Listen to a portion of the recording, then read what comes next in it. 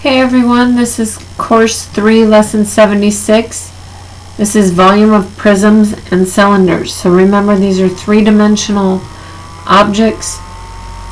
To calculate the volume, you find the area of the base times the height, and that's what this capital B is for. It's the area of the base. It's not just the base, it's the area of the base. And then we multiply it times the height. And remember that the base, you're going to have two of them that are congruent, and they're separated by the height.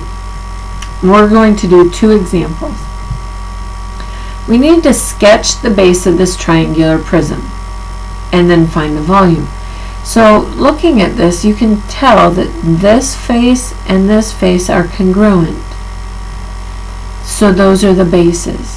So if you sketch that, it would look something like this. Maybe yours looks better, but it is a right triangle with the side length of 8 and 6, and we don't need to know the hypotenuse, because all we need to do is find the area of the base, and the area of a triangle is 1/2 base times height, and I have a height and a base because I have a perpendicular. It's a right triangle. So this is 1/2 8 times 6, so my area is 24. 1/2 of 8 is 4, and 4 times 6 is 24. So that's 24 centimeters squared. Now I need to multiply this times my height, and the height is going to be the distance between those two congruent bases, so it's 12. So it's 24 times 12, which gives me 288 centimeters cubed. Remember that volume is always cubic units. Okay, this is a cylinder. Again, it's the same formula. Volume equals the area of the base times the height. So here we have a AA battery.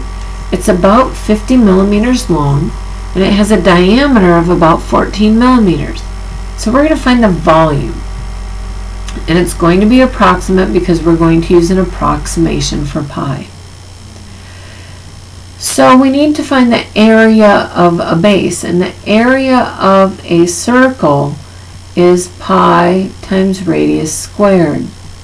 So we're going to use 22/7 for pi, and our radius, remember this is diameter, so our radius is going to be 7 squared.